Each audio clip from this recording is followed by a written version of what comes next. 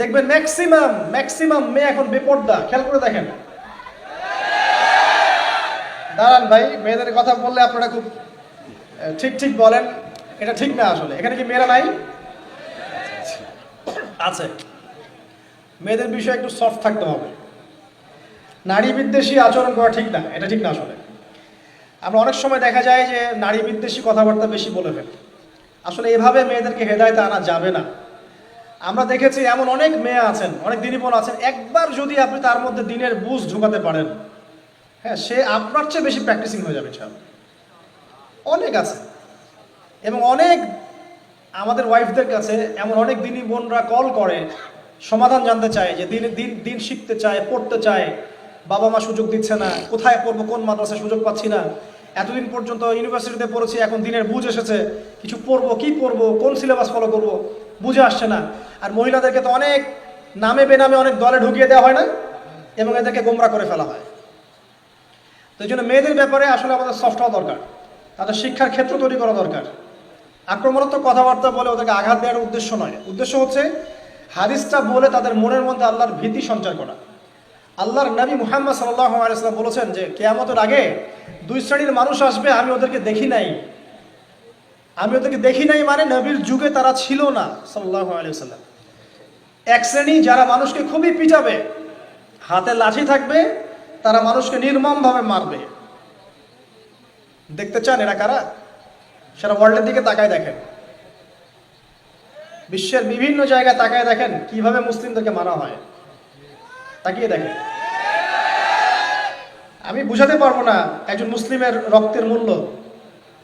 নবী সাল্লাল্লাহু আলাইহি ওয়াসাল্লাম মদিনায় বসে আছেন, তাবুক নামে একটা জায়গা আছে, ওইদিকে রোমকরা থাকে, রোমান সাম্রাজ্য। নবী একজন রাষ্ট্রদূত পাঠিয়েছেন। রাষ্ট্রদূত বোঝেন? ডেলিগেশনের দাওয়াত দেওয়ার জন্যে, ইসলামের দাওয়াত দেওয়ার জন্যে। তো সে দাওয়াত দিয়েছে, রাষ্ট্রদূত তাকে ধরে হত্যা করে ফেলেছে। এত বড় সাহস, আমাদের ইসলামের দাওয়াত দাও, কোথাকার কোন মরুভূমি থেকে আসছো তোমরা, অসভ্য, নাউজুবিল্লাহ, এইসব কথা বলেছে, করে সাহাবীকে হত্যা করে ফেলেছে। নবী সাল্লাল্লাহু আলাইহি ওয়াসাল্লাম এই একজন সাহাবীর রক্তের বদলায় 30,000 সেনাবাহিনী রেডি করে তাবুকের দিকে পাঠালেন। 4 মাস পায়ে হেঁটে তারা তাবুকে গিয়েছেন, শুধু এটা জানান দেওয়ার জন্য যে একটা মুসলিমকে হত্যা করে তোমাদেরকে ছাড় দেবো না। সারা বিশ্বে আপনি তাকায় দেখেন, মুসলিমদের অবস্থাটা দেখেন। লাঠি থাকবে যারা প্রচন্ড প্রহার করবে মানুষকে। আর 2 নাম্বার, প্রিয় দিনী বোন, আপনার জন্য হাদিসটা, 2 নাম্বার এক শ্রেণীকে আমি দেখি নাই, তারা হচ্ছে নিসাউন কাসিয়াতুন আরিয়া। এমন মহিলা যারা কাপড় পরবে, কাপড় ঠিকই পরবে, কিন্তু কাপড় পরেও তারা নগ্ন থাকবে।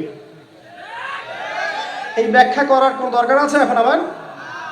এখন সবাই এই ব্যাখ্যা জানেন, এটা ব্যাখ্যা করার কোনো প্রয়োজন নাই। এটা কি বোঝাচ্ছেন নবী সাল্লাল্লাহু আলাইহি ওয়াসাল্লাম আপনি খুব ভালোই জানেন, আপনার বিবেক খুব ভালোই জানে। নিজে চিন্তা করেন নিজের পোশাকটা কেমন হচ্ছে।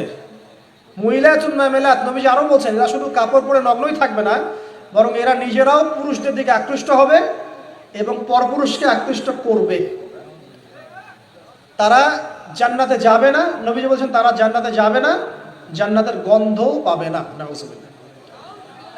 যদিও বা জান্নাতের গন্ধ 40 বছরের দূর থেকে পাওয়া যায়। এখন একটু চিন্তা করেন, দিনী বোনদের বিষয়টা ভাবেন। দেখেন বেশিরভাগই বেপর্দা। এখন অনেক সময় মাশাআল্লাহ পর্দা বাড়ছে, বোরখা বাড়ছে, কিন্তু বোরখাগুলো আপ টু দ্য মার্ক হচ্ছে না। বোরখার মধ্যে অনেক ফ্যাশন চলে আসছে, এই বোরখাটাই একটা ফ্যাশন হয়ে যাচ্ছে। অনেকে দেখা যায় বোরখা পরে ক্রাইম করে, বোরখা পরেও ক্রাইম করছে। এতে করে সে ইসলামকে অবমাননা করছে। এই তো কয়েকদিন আগে দেখলাম বোরখা পরে একটা মেয়ে একজনকে চুমু খাচ্ছে। এতে করে সে কিন্তু বোরখাকেই অবমাননা করছে। যদি এই কাজ করতে হয় তুমি বেপরদা হয়ে করো না, বোরখা পরার দরকার কি? এতে করে বোরখা প্রতি আমাদের একটা, এই দেখো বোরখাওয়ালি মেয়ে কি করছে, একটা মানুষের সেন্টিমেন্ট তৈরি হবে না? যখন আমরা দাড়ি টুপি দিয়েছি তখন আমরা একটা মানে আদর্শ রিপ্রেজেন্টেটিভ। এবার আপনি যদি কোনো খারাপ কাজ করেন, মানুষ ইসলামের দিকে আঙ্গুল তুলবে, যে আপনি দাড়ি রেখে কাজ করতে পারেন, তার মানে ইসলাম হয়তো আপনাকে শিক্ষা দেয়। নাউজুবিল্লাহ। এখন অনেক দাড়ি টুপিওয়ালা মানুষ দেখবেন দুর্নীতি করছে, 2 নম্বরই করছে, মাপে কম দিচ্ছে। এতে করে ইসলামের অবমাননা হচ্ছে। আল্লাহ এটা বোঝার তৌফিক দান করুন আমাদের। দাড়ি রেখেছি মানে আমাকে ওইভাবেই চলতে হবে যেভাবে নবী সাল্লাল্লাহু আলাইহি ওয়াসাল্লাম চলেছেন। তো প্রিয় দিনী বোন, এরকম কাপড় পরবেন না যেই কাপড় পরলেও আপনি কাপড় পরেও নগ্ন থাকছেন। আর এখন এমন একটা যুগ চলছে যে প্রত্যেক দিন খবরের কাগজ খুললেই দেখবেন 5টা 10টা ধর্ষণ হচ্ছে। এসবের কারণগুলো কিন্তু খুবই খুবই স্পষ্ট কারণ ফ্রি মিক্সিং, নারী পুরুষের ফ্রি মিক্সিং, স্কুল থেকে শুরু করে একদম উপর লেভেল পর্যন্ত সবখানেই ফ্রি মিক্সিং। এবং আমরা দুজনের সম্মতিতে অ্যাফেয়ারটাকে আর পাপ মনে করি না, করি? এমনকি দুজনের সম্মতিতে যদি জেনাও করে ফেলে আমরা এটাকে পাপ মনে করছি না, যদি জোরপূর্বক করে তখন গিয়ে পাপ মনে করি, তাই না? এরপরে আবার মিডিয়া আছে এবং বাইরের মিডিয়াগুলো আমাদেরকে পরকীয়া শেখাচ্ছে, এটা ফ্যাশন শেখাচ্ছে, বেপরদামি শেখাচ্ছে, আমাদের মুসলিম পরিবারের মা বোনরা এগুলো শিখছে। এর উপরে সবচেয়ে বড় মহামারীটা হচ্ছে পর্নোগ্রাফি। পর্নোগ্রাফি সবার ফোনে ফোনে, সবাই বাসায় বাসায় পর্নোগ্রাফ দেখছে, মাশাআল্লাহ, নাউজুবিল্লাহ। এবং এখন মেয়েরাও এগুলো দেখছে। তো যখন ভিতর থেকে মানুষ এগুলো দেখছে তখন কিন্তু ইন্টারনালি সে একটা পশুতে পরিণত হচ্ছে। যে ব্যক্তি পর্নোগ্রাফিতে আসক্ত হয় সে কিন্তু কখনো একটা মেয়ের দিকে সম্মানের চোখে তাকাতে পারবে না। সে দেখবে একটা মেয়ের দিকে শুধুমাত্র একটা ভোগের দৃষ্টিতে, তার কাছে মেয়ের সম্মানের কিছু না। এতে করে সমাজে ফিতনা আর ফাসাদগুলো বাড়ছে, ধর্ষণ বাড়তেই থাকবে, কমাতে পারবেন না আপনি। এর উপরে কিছু আইনের ফাঁকফোকর আছে যে প্রত্যেকটা ধর্ষণের বিচার হচ্ছে না। অনেক সময় দেখা যায় এরা পার পেয়ে যাচ্ছে, তখন দেখা যায় যেহেতু একটা দৃষ্টান্তমূলক শাস্তি হচ্ছে না। দৃষ্টান্তমূলক শাস্তি কেমন? ওই যে সক্রেটিস বলেছে খ্রিস্টের জন্মের আগে, আমরা পড়েছি এগুলো ফিলোসফিতে, অ্যারিস্টটল বলেছিল, প্লেটোরা বলেছিল যে কেউ যদি মানে হত্যার মতো কোনো পাপ করে তাকে জনগণ সবার সামনে নিয়ে এসে হত্যা দাও, মানে মৃত্যুদণ্ড দাও, তাদের সবাই যখন দেখবে অটোমেটিক তারা এটা থেকে দূরে থাকবে। এটা কিন্তু আমাদের কনসেপ্ট অনেক পরের কনসেপ্ট, এটা ওই গ্রিকদের কনসেপ্ট, একদম খ্রিস্টপূর্ব শতাব্দীগুলো ছিল, তখন সক্রেটিস এই কথা বলেছে। ইসলাম কি দোষ করেছে? ইসলাম বলেছে চুরি করলে হাতটা কেটে দাও এবং সবার সামনে কেটে দাও, যাতে সব চোররা দেখে শিক্ষা নেয়। এটা ইসলামকে অপরাধ করেছে? আমি কি আল্লাহর চেয়ে বেশি বুঝি মানুষের সাইকোলজি? কিভাবে মানুষকে পাপ থেকে ফেরানো যাবে? জানি আমরা এটা এখন করতে পারবো না, আমরা জানি আমরা এখন পারবো না।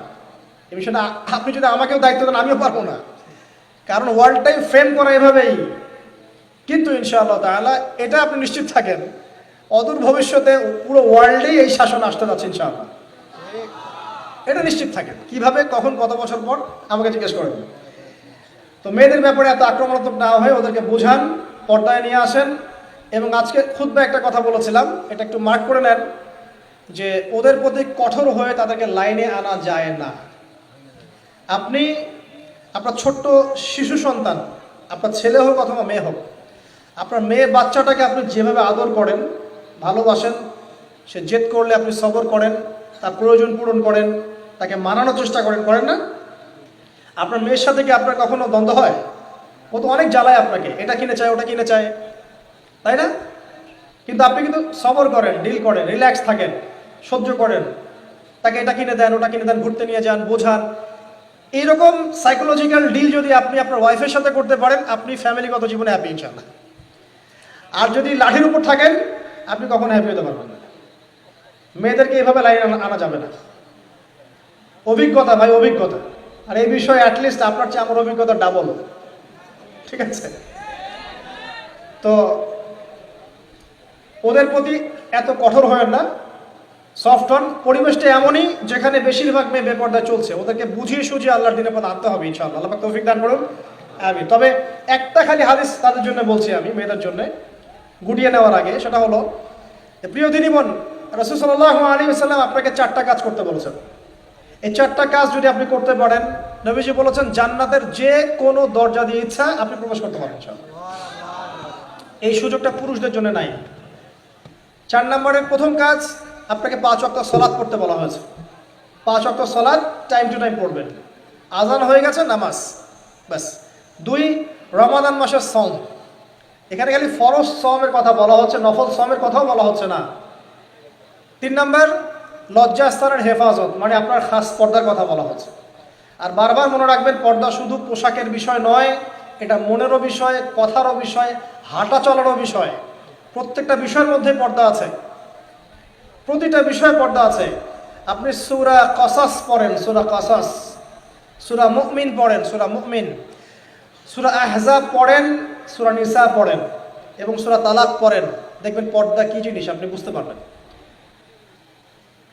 আল্লাহ পাক একজন মেয়ের হেঁটে আসার প্রশংসা করেছেন। মুসা আলাইহিস সালাম গাছের নিচে বসে আছেন, শুআয়ব আলাইহিস সালামের মেয়ে হেঁটে হেঁটে আসছেন। আল্লাহ পাক সেই হাঁটাটা পর্যন্ত কোরআনে বলেছেন যে সে লাজুক ভঙ্গিতে হেঁটে হেঁটে আসলো। এখনকার জেনারেশনের মধ্যে হাঁটা পাবেন কোথায় আপনি? তো নিজের সম্মান নিজে নষ্ট করেন না। 5 ওয়াক্ত নামাজ পড়েন, রমজান মাসে সওম রাখেন, লজ্জাস্থানের হেফাজত করেন, খাস পর্দায় আসেন ইনশাআল্লাহ। 4 নাম্বার, স্বামীর আনুগত্য করেন। স্বামী আপনার পর কেউ না, আপনার কোনো ক্ষতি চায় না তারা। স্বামীরা বাইরে অনেক কিছু ডিল করে, পলিটিক্স ডিল করে, ব্যবসা বাণিজ্য ডিল করে, হ্যাঁ, পেশায় থাকে, শিক্ষকতা করে, দিনের কাজ করে, তারা অনেক বিষয় নিয়ে ব্যস্ত থাকে। এই জন্য একজন পুরুষের মাথায় অনেক কিছুর পেরেশানি থাকে। তাই বাসায় ঢুকলে আপনি তার পেরেশানি রিলিফ করেন। উল্টা যদি আপনি বাসায় ঢোকার সাথে সাথে তাকে আরও 10টা পেইন দেওয়া শুরু করেন, তাহলে তো সংসারের মধ্যে ফিকশন শুরু হবে। স্বামীর আনুগত্য করেন, নেক কাজে স্বামীর আনুগত্য করেন। খারাপ কাজের আদেশ করলে আপনি স্বামীর আনুগত্য করবেন না। আনুগত্য কি জিনিস? স্বামী যদি বলে বেপর্দায় চল, আপনি চলবেন না। স্বামী যদি বলে নামাজ পড়, আপনাকে পড়তে হবে। ভালো কাজে আপনি স্বামীর আনুগত্য করবেন, খারাপ কাজে করবেন না। আল্লাহ পাক তৌফিক দান করুন, আমিন। আমরা দোয়া করি আল্লাহ পাক আমাদের মা বোনদেরকে খাস পর্দায় আসার তৌফিক দান করুন এবং তাদের গর্ভ থেকে আল্লাহ পাক আমাদেরকে এমন সন্তান দান করুন যে সন্তানরা হবে ইসমাঈল আলাইহিস সালামের মতো, যে সন্তানরা হবে খালিদ বিন ওয়ালিদের মতো, আলী ইবনে আবি তালেব, উমর ইবনে খাত্তাব তাদের মতো। আল্লাহ পাক কবুল করুন, আমিন।